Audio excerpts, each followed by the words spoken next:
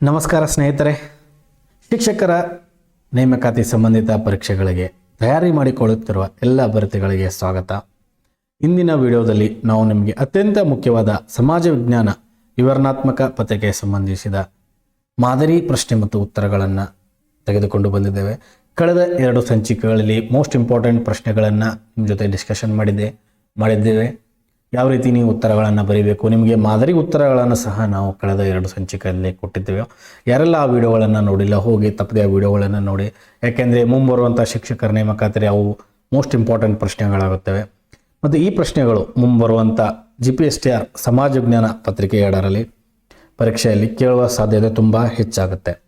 ಹಾಗಾಗಿ ವಿಡಿಯೋವನ್ನು ಕೊನೆವರೆಗೂ ತಪ್ಪದೆ ನೋಡಿ. ಯಾಕೆಂದರೆ ಈ ಮಾದರಿ ಪ್ರಶ್ನೆಗಳು ನಿಮ್ಮ ಪ್ರಿಪ್ರೇಷನ್ ಗೇಮ್ ಚೇಂಜ್ ಮಾಡಿಬಿಡುತ್ತೆ. ಅದಕ್ಕೂ ಮುಂಚೆ ಯಾರೆಲ್ಲ ನಮ್ಮ ಚಾನಲ್ಗೆ ಹೊಸದಾಗಿ ಬಂದಿದ್ದೀರಾ, ಚಾನಲನ್ನು ಸಬ್ಸ್ಕ್ರೈಬ್ ಮಾಡ್ಕೊಳ್ಳಿ ಮತ್ತು ಬೆಲ್ ಐಕಾನ್ ಒತ್ತಿ. ಯಾಕೆಂದರೆ ಮುಂಬರುವಂಥ ಶಿಕ್ಷಕರ ನೇಮಕಾತಿ ಅಂದರೆ GPSTR ಆಗಿರ್ಬೋದು, PSTR, CET ಮತ್ತು TET ಪರೀಕ್ಷೆಗಳಿಗೆ ಮತ್ತು ಶಿಕ್ಷಕರ ನೇಮಕಾತಿ ಸಂಬಂಧಿಸಿದ ಎಲ್ಲ ಪ್ರಮುಖ ಅಪ್ಡೇಟ್ಸ್ಗಳಾಗಿರ್ಬೋದು, ಸ್ಟ್ರಾಟಜಿಗಳಾಗಿರ್ಬೋದು ನಮ್ಮ ಚಾನಲಲ್ಲಿ ನಾವು ಅತಿ ಶೀಘ್ರವಾಗಿ ನಿಮಗೆ ದೊರಕಿಸಿಕೊಡ್ತೇವೆ. ಹಾಗಾದರೆ ಇಂದಿನ ವಿಡಿಯೋವನ್ನು ತಡ ಮಾಡದೆ ಪ್ರಾರಂಭಿಸೋಣ. ಮೊದಲನೇ ಪ್ರಶ್ನೆ ಹೀಗಿದೆ ವಿದ್ಯಾರ್ಥಿಗಳೇ, ಬ್ರಹ್ಮ ಸಮಾಜದ ಪ್ರಮುಖ ತತ್ವಗಳು ಅಥವಾ ಸುಧಾರಣೆಗಳೇನೆಂದು ಕೇಳಿದ್ದಾರೆ. ಇದಕ್ಕೆ ನೀವು ಯಾವ ರೀತಿಯಾಗಿ ವಿವರಣಾತ್ಮಕ ಪತ್ರಿಕೆಗಳಲ್ಲಿ ಆನ್ಸರನ್ನು ಬರೀಬೇಕು. ನಾನು ನಿಮಗೆ ಸ್ವಲ್ಪ ಅಂಶಗಳನ್ನು ಇಲ್ಲಿ ಕೊಡ್ತಾ ಇದ್ದೇನೆ. ಉತ್ತರ ಹೇಗಿರಬೇಕಂದ್ರೆ, ಹಿಂದೂ ಧರ್ಮದ ಆಚಾರ ವಿಚಾರಗಳ ಸುಧಾರಣೆಗೆ ಯತ್ನಿಸಿತ್ತು, ವಿಗ್ರಹ ಆರಾಧನೆಯನ್ನು ವಿರೋಧಿಸಿತ್ತು, ಏಕ ದೇವತಾ ಆರಾಧನೆಗೆ ಪ್ರೋತ್ಸಾಹ ನೀಡಿತ್ತು, ಯಜ್ಞ ಯಾಗಾದಿಗಳನ್ನು ಖಂಡಿಸಿತ್ತು, ಬಹು ದೇವತಾ ಆಧಾರಣೆಯನ್ನು ಖಂಡಿಸಿತ್ತು, ಭಾರತೀಯರಲ್ಲಿ ರಾಷ್ಟ್ರಪ್ರಜ್ಞೆ ಜಾಗೃತಗೊಳಿಸಿತ್ತು, ಸ್ತ್ರೀ ಶೋಷಣೆಯ ವಿರುದ್ಧ ಹೋರಾಟ, ಸತಿ ಪದ್ಧತಿ, ಬಾಲ್ಯ ವಿವಾಹ ವಿರುದ್ಧ ಹೋರಾಟ. ಈ ಥರ ನೀವು ಉತ್ತರಗಳನ್ನು ಬರೀಬೇಕು. ಇನ್ನು ಎರಡನೇ ಪ್ರಶ್ನೆ ನೋಡೋದಾದರೆ, 1857ರ ದಂಗೆಯ ವಿಫಲತೆಗೆ ಕಾರಣಗಳೇನು? Most important ಪ್ರಶ್ನೆಗಳಾಗುತ್ತೆ. ಮುಂದೆ ಬರುವಂಥ ಶಿಕ್ಷಕರ ನೇಮಕಾತಿ ಮುಖ್ಯವಾಗಿ ಈ ಪ್ರಶ್ನೆಗಳನ್ನು ಕೇಳುವ ಚಾನ್ಸಸ್ ಬಹಳಷ್ಟು ಜಾಸ್ತಿ ಇದೆ ವಿದ್ಯಾರ್ಥಿಗಳಿಗೆ. ಈ ಪ್ರಶ್ನೆಗೆ ಯಾವ ರೀತಿಯಾಗಿ ಉತ್ತರವನ್ನು ಬರೀಬೇಕಂದ್ರೆ, ಇಡೀ ಭಾರತದಲ್ಲಿ ವ್ಯಾಪಿಸಿರಲಿಲ್ಲ, ಅದಕ್ಕೆ ಆದಂಗೆ ವಿಫಲತೆ ಆಯಿತು.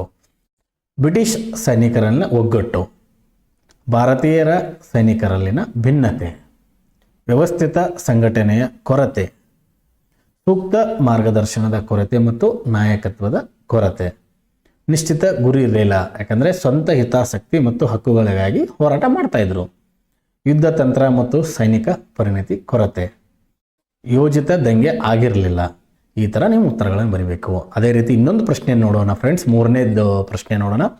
ಭಾರತದ ರೆಡ್ ಕ್ರಾಸ್ ಸಂಸ್ಥೆಯ ಸಂಘಟನೆಯ ರಚನೆಯನ್ನು ವಿವರಿಸಿರಿ. ಈ ಪ್ರಶ್ನೆಗೆ ಯಾವ ರೀತಿ ಉತ್ತರ ಇರಬೇಕಂದ್ರೆ, ಇದು ರಾಷ್ಟ್ರೀಯ ಮತ್ತು ಅಂತಾರಾಷ್ಟ್ರೀಯ ಮಟ್ಟದ ಸಂಸ್ಥೆಯಾಗಿದೆ. ಇದು ಮಾನವೀಯ ಸ್ವಯಂ ಸೇವಾ ಸಂಘಟನೆಯಾಗಿದೆ. 1920ರಲ್ಲಿ ಸ್ಥಾಪನೆಯಾಗಿ 700 ಶಾಖೆಗಳನ್ನು ಹೊಂದಿದೆ. ಅಧ್ಯಕ್ಷರಾಗಿರ್ಬೋದು ರಾಷ್ಟ್ರಾಧ್ಯಕ್ಷರು ಮತ್ತು ರಾಜ್ಯ ಶಾಖೆಯ ಅಧ್ಯಕ್ಷರು ರಾಜ್ಯಪಾಲರು ಆಗಿರುತ್ತಾರೆ. 6 ಸದಸ್ಯರು ರಾಷ್ಟ್ರಪತಿಗಳಿಂದ ನೇಮಕಗೊಳ್ಳುತ್ತಾರೆ. ಇದು 7 ಮೂಲಭೂತ ತತ್ವಗಳನ್ನು ಒಳಗೊಂಡಿದೆ. ಈ ಥರ ನಿಮ್ಮ ಆನ್ಸರ್ ಇರಬೇಕು ವಿದ್ಯಾರ್ಥಿಗಳೇ. ಇನ್ನು 4ನೇ ಪ್ರಶ್ನೆ ನೋಡೋಣ. ಮತ್ತೊಂದು ಪ್ರಶ್ನೆ ಮೋಸ್ಟ್ ಇಂಪಾರ್ಟೆಂಟ್. ಭದ್ರತಾ ಸಮಿತಿಯ ರಚನೆಯನ್ನು ವಿವರಿಸಿರಿ. ಇದಕ್ಕೆ ಉತ್ತರ ಈ ಥರ ಇರಬೇಕು. ವಿಶ್ವಸಂಸ್ಥೆಯ ಸಚಿವ ಸಂಪುಟ ಆಗಿದೆ. ಒಟ್ಟು 15 ಸದಸ್ಯ ರಾಷ್ಟ್ರಗಳಿರುತ್ತವೆ. 5 ಕಾಯಂ ಸದಸ್ಯ ರಾಷ್ಟ್ರಗಳು. ಕಾಯಂ ಸದಸ್ಯರಿಗೆ ವೀಟೋ ಅಂದರೆ ನಿಷೇಧಾತ್ಮಕ ಅಧಿಕಾರ ಇದೆ. 10 ಸದಸ್ಯ ರಾಷ್ಟ್ರಗಳನ್ನು 2 ವರ್ಷದ ಅವಧಿಗೆ ಆಯ್ಕೆ ಮಾಡಲಾಗುತ್ತೆ. ಭಾರತವನ್ನು ಸಹ ಒಂದು ಬಾರಿಗೆ ಆಯ್ಕೆ ಮಾಡಿದ್ರು. ಅದು ಯಾವ ವರ್ಷ ಅಂತ ಕಮೆಂಟ್ ಬಾಕ್ಸಲ್ಲಿ ತಿಳಿಸಿ ವಿದ್ಯಾರ್ಥಿಗಳೇ. ವಿವಿಧ ಭೌಗೋಳಿಕ ಪ್ರದೇಶವನ್ನು ಪ್ರತಿನಿಧಿಸುವರು. ಪ್ರತಿ ಸದಸ್ಯ ರಾಷ್ಟ್ರಕ್ಕೆ 1 ಮತವಿರುತ್ತದೆ. ಈ ಥರ ನಿಮ್ಮ ಆನ್ಸರ್ಗಳಿರಬೇಕು. ಈ ಮೋಸ್ಟ್ ಇಂಪಾರ್ಟೆಂಟ್ ಮುಂಬರುವಂಥ ಶಿಕ್ಷಕರ ನೇಮಕಾತಿ ಅಂದರೆ GPSTR ಎಕ್ಸಾಮ್ ವಿವರಣಾತ್ಮಕ 2ನೇ ಪತ್ರಿಕೆಯಲ್ಲಿ ಮೋಸ್ಟ್ ಇಂಪಾರ್ಟೆಂಟ್ ಕೇಳುವ ಪ್ರಶ್ನೆಗಳು ವಿದ್ಯಾರ್ಥಿಗಳಿಗೆ. ಮತ್ತೊಂದು ಪ್ರಶ್ನೆ ನೋಡೋದಾದರೆ 5ನೇ ಪ್ರಶ್ನೆ, ಮಕ್ಕಳ ದುಡಿಮೆ ಅಥವಾ ಬಾಲ ಕಾರ್ಮಿಕತೆಗೆ ಕಾರಣಗಳೇನು? ಈ ಥರ ನಿಮಗೆ ಎಕ್ಸಾಮ್ನ ಪ್ರಶ್ನೆಗಳನ್ನು ಕೇಳ್ಬೋದು. ಇದಕ್ಕೆ ಉತ್ತರ ಈ ಥರ ಇರಬೇಕು. ಬಡತನದ ಪ್ರಭಾವ, ಕೌಟುಂಬಿಕ ಕಲಹಗಳು, ವಿಚ್ಛೇದನ, ಅನಕ್ಷರತೆ, ಜೀತ ಪದ್ಧತಿ, ಕೌಟುಂಬಿಕ ಹಿನ್ನೆಲೆಗಳು, ಮಕ್ಕಳ ಅಪಹರಣ, ಪೋಷಕರ ಅತಿಯಾದ ನಿಯಂತ್ರಣ. ಈ ಥರ ನಿಮ್ಮ ಉತ್ತರಗಳಿರಬೇಕು ವಿದ್ಯಾರ್ಥಿಗಳಿಗೆ. ನಿಮಗೆ ಫುಲ್ 100 ಮಾರ್ಕ್ಸಿಗೆ 100 ಮಾರ್ಕ್ಸ್ ಬೇಕಂದರೆ ಮಿನಿಮಮ್ ನೀವು 90 ಮಾರ್ಕ್ಸ್ ಪ್ಲಸ್ ನಮ್ಮ ವಿಡಿಯೋಗಳನ್ನು ಯಾರು ನೋಡ್ತಾ ಇದ್ದೀರಾ ನೀವು ಮಿನಿಮಮ್ 90+ ಮಾರ್ಕ್ಸ್ಗಳಿಗೆ ರೆಡಿ ಆಗಿಬಿಡ್ತಿದ್ದೀರಾ. ಅದಕ್ಕೆ ಯಾವುದೇ ವಿಡಿಯೋನ ಯಾವುದೇ ಪ್ರಶ್ನೆಗಳನ್ನು ಸ್ಕಿಪ್ ಮಾಡದೆ ನೋಡ್ತಾ ಇರಿ. ಮುಂಬರುವ ದಿನಗಳಲ್ಲಿ ಇನ್ನಷ್ಟು ಇಂಪಾರ್ಟೆಂಟ್ ಪ್ರಶ್ನೆಗಳನ್ನು ನಿಮ್ಮ ಜೊತೆಗೆ ನಾವು ತಂದು ಚರ್ಚೆ ಮಾಡ್ತಾ ಇರ್ತೀವಿ. ನಿಮಗೆ ಬೇಕಾಗಿರುವ ಎಲ್ಲ ಅಂಶಗಳನ್ನು ಕೀ ಆನ್ಸರ್ಗಳನ್ನು ಸಹ ನಮ್ಮ ವಿಡಿಯೋದಲ್ಲಿ ನಿಮಗೆ ನಾವು ದೊರಕಿಸಿ ಕೊಡ್ತಾ ಇರ್ತೇವೆ ವಿದ್ಯಾರ್ಥಿಗಳಿಗೆ. ಸೊ ಅದಕ್ಕೆ ನಮ್ಮ ಚಾನಲನ್ನು ಸಬ್ಸ್ಕ್ರೈಬ್ ಮಾಡ್ಕೊಳ್ಳಿ. ಇನ್ನು ಮುಂದಿನ ಪ್ರಶ್ನೆ ನೋಡೋಣ. ಹಾಗಾದರೆ 6ನೇ ಪ್ರಶ್ನೆ, ಅರ್ಥಶಾಸ್ತ್ರದ ಅಧ್ಯಯನವು ವ್ಯಕ್ತಿಗೆ ಹಾಗೂ ಸಮಾಜಕ್ಕೆ ಅತ್ಯಂತ ಮಹತ್ವದಾಗಿದೆ, ವಿವರಿಸಿರಿ. ಈ ಪ್ರಶ್ನೆಗೆ ಯಾವ ಥರ ಉತ್ತರ ಇರಬೇಕಂದ್ರೆ, ಅರ್ಥಶಾಸ್ತ್ರವು ಬಡತನ, ನಿರುದ್ಯೋಗ, ಆರ್ಥಿಕ ಅಸಮಾನತೆ ಮುಂತಾದ ಸಮಸ್ಯೆಗಳನ್ನು ಅರಿಯಲು ಸಹಾಯಕವಾಗಿದೆ. ಉತ್ಪಾದಕರಿಗೆ ಮಾರ್ಗದರ್ಶನ ಮಾಡುತ್ತದೆ. ಬೆಲೆಗಳ ಏರಿಳಿತದ ಕಾರಣ ಮತ್ತು ಪರಿಣಾಮ ಗುರುತಿಸುತ್ತದೆ. ಬೆಲೆಗಳಲ್ಲಿ ಸ್ಥಿರತೆ ಕಾಪಾಡಲು ಸಹಾಯಕ. ಮಿತವಾದ ಸಂಪನ್ಮೂಲಗಳ ಬಳಕೆ ಬಗ್ಗೆ ತಿಳಿಸುತ್ತದೆ. ನೈಸರ್ಗಿಕ ಸಂಪನ್ಮೂಲಗಳನ್ನು ದಕ್ಷವಾಗಿ ಬಳಸಲು ಸಹಕಾರಿ. ಒಂದು ಉದ್ಯೋಗವಾಗಿ ಅರ್ಥಶಾಸ್ತ್ರ. ಈ ಥರ ನೀವು ಉತ್ತರಗಳನ್ನು ಬರೀಬೇಕು. ಈ ಥರ ಉತ್ತರಗಳನ್ನು ಬರೆದ್ರೆ ನಿಮಗೆ 3 ಮಾರ್ಕ್ಸ್ ಆಗಿರ್ಬೋದು ಅಥವಾ 2 ಮಾರ್ಕ್ಸ್ ಆಗಿರ್ಬೋದು ಅಥವಾ 4 ಮಾರ್ಕ್ಸಿಗೆ ಕಂಪ್ಲೀಟ್ ಯಾವುದೇ ಎಕ್ಸಾಮ್ನರ್ ಅವರೇ ಇವ್ಯಾಲ್ಯೂಟರ್ ಆಗಿರ್ಬೋದು ನಿಮ್ಮ ಮಾರ್ಕ್ಸ್ಗಳನ್ನು ಕಟ್ ಮಾಡೋಕ್ಕಾಗಲ್ಲ. ಯಾಕಂದರೆ ಈ ಥರ ನೀವು ಉತ್ತರಗಳನ್ನು ಬರೆದ್ರೆ ಇವು ಕಂಪಲ್ಸರಿಯಾಗಿ ನಿಮ್ಮ ಸರ್ಕಾರದ ಕೀ ಆನ್ಸರ್ಗಳಿಗೆ ಮ್ಯಾಚ್ ಆಗುತ್ತೆ. ಇನ್ನು ಮತ್ತೊಂದು ಪ್ರಶ್ನೆ ನೋಡೋಣ ವಿದ್ಯಾರ್ಥಿಗಳೇ. 7ನೇ ಪ್ರಶ್ನೆ, ಹಿಮಾಲಯ ಪರ್ವತಗಳು ತುಂಬ ಅವಶ್ಯವಾಗಿದೆ, ಹೇಗೆ ತಿಳಿಸಿರಿ? ಮೋಸ್ಟ್ ಇಂಪಾರ್ಟೆಂಟ್ ಪ್ರಶ್ನೆ. ಇದಕ್ಕೆ ಉತ್ತರ ಈ ಥರ ಇರಬೇಕು. ಭಾರತದ ರಕ್ಷೆಯ ಗೋಡೆಯಂತಿದೆ. ಉತ್ತರ ಏಷ್ಯಾದ ಶೀತಗಾಳಿಯಿಂದ ರಕ್ಷಣೆ. ನದಿಗಳ ಉಗಮ ಸ್ಥಾನವಾಗಿದೆ. ಜಲವಿದ್ಯುತ್ ಉತ್ಪಾದನೆಯ ಮೂಲ. ಪ್ರವಾಸಿ ತಾಣವಾಗಿದೆ. ಸಸ್ಯ ಮತ್ತು ಪ್ರಾಣಿ ಸಂಕುಲಗಳಿಗೆ ಆಶ್ರಯ ತಾಣ. ಖನಿಜ ಸಂಪನ್ಮೂಲಗಳ ಆಗರವಾಗಿದೆ. ವಿಶಾಲ ಮೈದಾನ ನಿರ್ಮಾಣಕ್ಕೆ ಕಾರಣವಾಗಿದೆ. ಧಾರ್ಮಿಕ ಕೇಂದ್ರಗಳಿಗೆ ಪ್ರಸಿದ್ಧಿಯಾಗಿದೆ. ಔಷಧಿ ಗಿಡಮೂಲಿಕೆಗಳ ತಾಣವಾಗಿದೆ. ಈ ಥರ ನೀವು ಉತ್ತರಗಳನ್ನು ಬರೆದರೆ 7ರಿಂದ 8 ಪಾಯಿಂಟ್ಸ್ಗಳನ್ನು ಬರೆದ್ರೆ ನಿಮಗೆ ವಿದ್ಯಾರ್ಥಿಗಳಿಗೆ ಕಂಪ್ಲೀಟ್ ಮಾರ್ಕ್ಸನ್ನು ಇವ್ಯಾಲ್ಯೂಟರ್ ಕೊಡ್ತಾರೆ. ಯಾಕಂದರೆ ಒಂದು ಅಂಶ ಬರೆದರೆ ನಿಮಗೆ ಹಾಫ್ ಮಾರ್ಕ್ಸ್ ಸಿಗುತ್ತೆ. ಸೊ ನೀವು ಮಿನಿಮಮ್ 8 to 9 ಪಾಯಿಂಟ್ಸ್ಗಳನ್ನು 4 ಮಾರ್ಕ್ಸಿನ ಪ್ರಶ್ನೆಗಳಿಗೆ ಬರೆದ್ರೆ ನಿಮಗೆ ಕಂಪ್ಲೀಟ್ ಮಾರ್ಕ್ಸ್ ದೊರೆಯುತ್ತೆ. ಇನ್ನೊಂದು ಪ್ರಶ್ನೆ ನೋಡೋಣ. ಹಾಗಾದರೆ 8ನೇ ಪ್ರಶ್ನೆ, ಮೋಡ ಎಂದರೇನು? ವಿವಿಧ ಮೋಡಗಳನ್ನು ಹೆಸರಿಸಿ. ಇದಕ್ಕೆ ಅರ್ಥ ಬರೆಯೋದಾದರೆ, ವಾಯುಮಂಡಲದ ತಾಪಮಾನ ಕಡಿಮೆಯಾದಾಗ ಅದರಲ್ಲಿನ ಜಲಾವೃತ ಧೂಳಿನ ಕಣಗಳೊಂದಿಗೆ ಘನೀಕೃತಗೊಂಡು ತೇಲುವ ಸೂಕ್ಷ್ಮ ಜಲ ಕಣಗಳ ಗುಂಪನ್ನು ಮೋಡ ಎನ್ನುತ್ತಾರೆ. ನೀವು ಇದನ್ನು ಬರೆದು ಬಿಟ್ಟರೆ ನಿಮಗೆ 1 ಮಾರ್ಕ್ಸ್ ಕಂಪಲ್ಸರಿ ದೊರೆಯುತ್ತೆ. ಮೋಡ ಎಂದರೆ ಅರ್ಧ ಬರೆದ್ರೆ. ಇನ್ನಾದರೂ ಮೋಡಗಳನ್ನು ಹೆಸರಿಸಿ ಅಂತ ಕೇಳಿದಾಗ ವಿಧಗಳನ್ನು ಬರೆದ್ರೆ, ಪದರು ಮೋಡಗಳು, ಇವು ತೆಳುವಾದ ಹಾಳೆಯಂತಿದೆ. ರಾಶಿ ಮೋಡಗಳು, ಇವುಗಳನ್ನು ಉಣ್ಣೆಯ ಗುಡ್ಡೆ ಎನ್ನುವರು.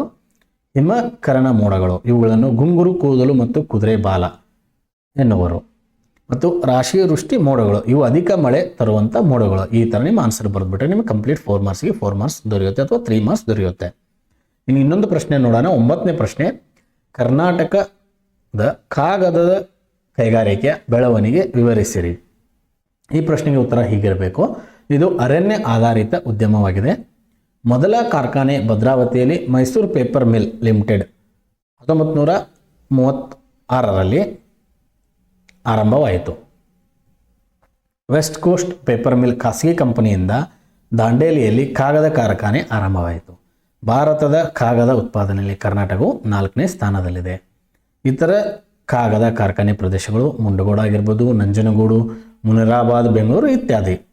ಈ ಥರನೇ ಉತ್ತರ ಬರಬೇಕು. ಇನ್ನು ಕೊನೆ ಪ್ರಶ್ನೆ ನೋಡೋಣ ಇಂದಿನ ಸಂಚಿಕೆಯಲ್ಲಿ. 10ನೇ ಪ್ರಶ್ನೆ, ಸಾಮಾಜಿಕ ಸ್ತರ ವಿನ್ಯಾಸದ ವಿವಿಧ ರೂಪಗಳು ಯಾವುವು? ಮೋಸ್ಟ್ ಇಂಪಾರ್ಟೆಂಟ್ ಪ್ರಶ್ನೆ ವಿದ್ಯಾರ್ಥಿಗಳೇ. ದಾಸ್ಯ ಪದ್ಧತಿ, ಒಬ್ಬ ವ್ಯಕ್ತಿಯು ಮತ್ತೊಬ್ಬ ವ್ಯಕ್ತಿಯ ಆಸ್ತಿಯಂತೆ ಪರಿಗಣಿಸಲ್ಪಡುತ್ತಾನೆ. ಜಾತಿ ಪದ್ಧತಿ, ವ್ಯಕ್ತಿಯ ಸ್ಥಾನಮಾನವು ಜನ್ಮದ ಆಧಾರದ ಮೇಲೆ ನಿರ್ಧಾರವಾಗುತ್ತದೆ. ಎಸ್ಟೇಟ್ ಅಥವಾ ವರ್ಣ ಪದ್ಧತಿ, ಇಲ್ಲಿ ಸಮಾಜವನ್ನು ಮುಖ್ಯವಾಗಿ 3 ವರ್ಗಗಳಾಗಿ ವಿಂಗಡಿಸಿದ. ಅವುಗಳೇನೆಂದರೆ 1 ಪಾದ್ರಿಗಳು, 2 ಸಾಮಂತರು, 3 ಸಾಮಾನ್ಯ ಜನರು. ವರ್ಗ ಪದ್ಧತಿ, ವ್ಯಕ್ತಿಯ ಆದಾಯ, ಶಿಕ್ಷಣ, ವೃತ್ತಿ ಹಾಗೂ ಆರ್ಥಿಕ ಸ್ಥಿತಿಯ ಆಧಾರದ ಮೇಲೆ ನಿರ್ಧಾರವಾಗಿದೆ. ಈ ಥರ ಪ್ರಶ್ನೆ ಕೇಳಿದ್ರೆ ನೀವು ಆನ್ಸರ್ಗಳನ್ನು ಈ ಥರ ಡಿವೈಡ್ ಮಾಡಿ ಬರೀಬೇಕಾಗತ್ತೆ. ವಿದ್ಯಾರ್ಥಿಗಳೇ, ನಾವು ಕಳೆದ 3 ಸಂಚಿಕೆಗಳಲ್ಲಿ ಕಂಟಿನ್ಯೂಸ್ ಆಗಿ 10 ಪ್ರಶ್ನೆಗಳನ್ನು ಮುಂಬರುವಂಥ ಮಾದರಿ ಪ್ರಶ್ನೆಗಳನ್ನು ನಿಮಗೋಸ್ಕರ ತೆಗೆದುಕೊಂಡಿವೆ. ಈ PDF ಬೇಕಾದರೆ ನಿಮಗೆ ಈ ಪ್ರಶ್ನೆಗಳಿಗೆ ಉತ್ತರಗಳು PDF ಬೇಕಾದರೆ ನಮ್ಮ ಚಾನಲ್ನ ಟೆಲಿಗ್ರಾಮ್ ಗ್ರೂಪ್ಗೆ ಜಾಯ್ನ್ ಆಗಿ ಅದರದ ಲಿಂಕನ್ನು ನಮ್ಮ ಕಮೆಂಟ್ ಬಾಕ್ಸಲ್ಲಿ ನಾವು ಕೊಟ್ಟಿರ್ತೇವೆ. ಯಾರೆಲ್ಲ ನಮ್ಮ ಟೆಲಿಗ್ರಾಮ್ ಚಾನಲನ್ನು ಜಾಯ್ನ್ ಆಗಿಲ್ಲ ಹೋಗಿ ದಯವಿಟ್ಟು ಜಾಯ್ನ್ ಆಗಿ. ಅಲ್ಲಿ ಇಂಪಾರ್ಟೆಂಟ್ ಪ್ರಶ್ನೆಗಳಾಗಿರ್ಬೋದು, PDF ನೋಟ್ಸ್ಗಳನ್ನು ಫ್ರೀ ಆಫ್ ಕಾಸ್ಟ್ ಆಗಿ ನಾವಲ್ಲಿ ಕೊಡ್ತಾ ಇರ್ತೇವೆ. ಮತ್ತು ನಿಮ್ಮದು ಏನೇ ಅನಿಸಿಕೆಗಳಿರಲಿ, ಅಭಿಪ್ರಾಯಗಳಿರಲಿ ತಪ್ಪದೇ ನಮ್ಮ ಜೊತೆ ಶೇರ್ ಮಾಡಿ, ಕಮೆಂಟ್ ಬಾಕ್ಸಲ್ಲಿ ತಿಳಿಸಿ. ಆದಷ್ಟು ನಾವು ಉತ್ತರಗಳನ್ನು ಆ ಪ್ರಶ್ನೆಗಳಿಗೆ ಕೊಡುವ ವ್ಯವಸ್ಥೆಯನ್ನು ಮಾಡುತ್ತೇವೆ. ಸೊ ಮತ್ತೆ ಮುಂದಿನ ವಿಡಿಯೋದಲ್ಲಿ ಇನ್ನಷ್ಟು ಪ್ರಶ್ನೆಗಳೊಂದಿಗೆ ನಿಮ್ಮ ಜೊತೆ ನಾವು ಮತ್ತೆ ಸೇರಿಕೊಳ್ತೇವೆ. ಅಲ್ಲಿವರೆಗೂ ಧನ್ಯವಾದಗಳು.